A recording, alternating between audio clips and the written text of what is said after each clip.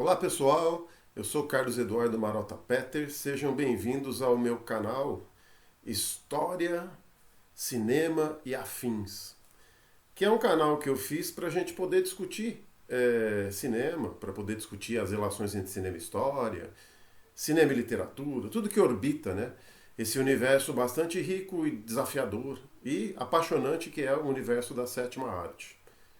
E nesse primeiro vídeo, né, eu vou fazer uma resenha de um filme que me surpreendeu bastante, que foi lançado agora, recentemente, que é O Homem Invisível, que é uma suposta refilmagem do Homem Invisível da Universal, né, do ciclo clássico do horror da Universal dos anos 30 e 40.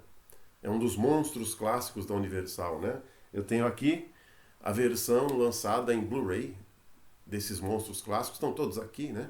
Drácula com Bela Lugosi, Frankenstein do Boris Karloff, o Lobisomem com Lon Chaney Jr., A Noiva de Frankenstein e aqui no canto O Homem Invisível.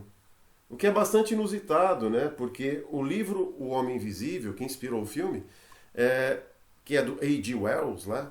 O escritor que ajudou a fundar a ficção científica moderna, é um livro de ficção científica que tem alguns toques de suspense, de terror psicológico, né? Mas esse Homem Invisível acabou se transformando, por causa do filme, num monstro clássico, inclusive, né? Do ciclo de ouro de terror da Universal.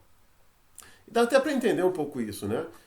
Porque, apesar de ser um monstro inusitado, lá no próprio livro do A.G. Wells a gente percebe que aquele indivíduo que desenvolve a tecnologia que permite a invisibilidade vai acabar se transformando num monstro, ele vai se desumanizar, ele vai ter um comportamento pouco ético, né, individualista, radical, talvez até se humanizar, né, se a gente entender a humanidade contemporânea com essas características. Então ele acabou se transformando num monstro clássico da Universal. E vai ter continuação, vai ter refilmagem bastarda, cópia, etc. Né? E é interessante porque eu esperava que esse novo filme da Universal fosse uma refilmagem típica do mundo contemporâneo, que é uma refilmagem pirotécnica, acelerada, né? Bebendo da fonte, né? Dos antigos videoclipes e do videogame atual. Para agradar o público atual, você tem que acelerar a narrativa, colocar efeitos especiais e tal. E o filme me surpreendeu, né? O filme não é nada disso. É um filme até bastante intimista, para ser um filme teoricamente de monstro, né? E eu até entendo por quê.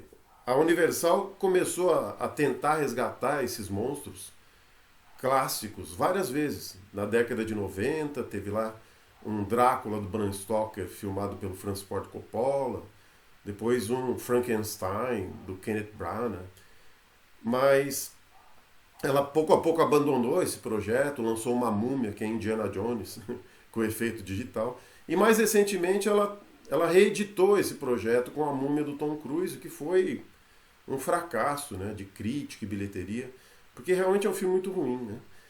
E aí a Universal resolveu mudar o foco e produzir filmes inspirados, né, nesse universo, mais autorais, pessoais, dando um pouco mais de liberdade criativa para os roteiristas e diretores.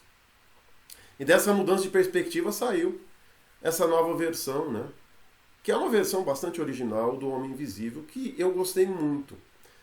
E eu gostei principalmente porque o filme, durante toda a sua projeção, me remeteu a uma atmosfera parecida com um filme B independente que eu gostei muito, chamado It Follows. Aqui no Brasil, A Corrente do Mal. Onde o terror é muito mais psicológico, né? Muito mais fundamentado na expectativa e na tensão do que explícito. E é isso que é o novo Homem Invisível. Na verdade, ele é invisível mesmo, né? Durante boa parte do filme. Conta a história de uma mulher que sofre com uma relação abusiva com o marido, que é um cientista, empresário, milionário, né? Controlador. E o filme nesse ponto é bastante importante, né? Em termos sociológicos. E para fugir dessa relação abusiva, ela acaba dopando o marido e fugindo de casa. O que vai acabar desencadeando toda a narrativa, né? Toda a história. E durante boa parte do filme, o que a gente vê, na verdade, é a tensão dessa protagonista a respeito de uma suposta perseguição feita pelo marido controlador. O filme é cheio de silêncios, né? Ele produz atmosferas opressoras, principalmente nos ambientes internos. E tudo deu muito certo, além da cenografia, que é fabulosa, né? Da mise-en-scène, que é bastante bem pensada, em função da interpretação da atriz, que é a personagem centro, né? A Cecília, a atriz Elizabeth Moss, que ficou mais conhecida do grande público por causa do Conto da Aia, né? Aquela série. Ela é realmente uma grande atriz e durante boa parte do tempo ela contracena com nada. Ela contracena com espaços e silêncios. Ela constrói a tensão com o corpo e o olhar.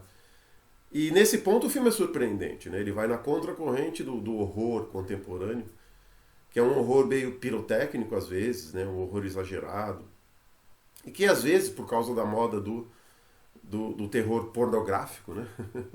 Fundada lá por Jogos Mortais, que aliás, os Jogos Mortais têm um roteirista que é o diretor desse filme atual. Então, a gente está acostumado com um terror mais pesado e tradicional no mundo contemporâneo, ou apelativo, ou pirotécnico, o que acaba diluindo, né, em função dos efeitos especiais, a tensão, acaba diminuindo o poder das personagens, né? Isso não acontece nesse filme. Ele é muito bom exatamente por isso. Ele se sustenta em interpretações muito boas e consegue construir tensão, consegue construir expectativas, né? E consegue trabalhar tudo isso com silêncios, com uma velocidade durante boa parte da narrativa diminuída. Obviamente lá no terceiro ato, quando as coisas começam a se resolver, ele dá uma acelerada, de vez em quando ele até pisa na bola, né? Mas nada disso diminui os méritos desse grande filme e diminui os méritos da Universal por ter dado espaço para a produção. Espero que ela continue, né, nessa trilha. Aliás, é um filme bastante contemporâneo em todos os sentidos da palavra, né? Porque ele lida com questões contemporâneas, né? Ele lida com esse dilema ético o que faz o comportamento social de um indivíduo. Quer dizer, nós somos realmente éticos, né? A ética é algo que nós internalizamos e consideramos parte do nosso caráter, ou a ética nada mais é do que um espelho da sociedade, uma máscara vestida pelos indivíduos, né? Se nós não fôssemos vistos, será que nosso comportamento seria o mesmo, né? O filme tematiza isso como o A.G. Wells tematizava isso no livro original e faz isso muito bem.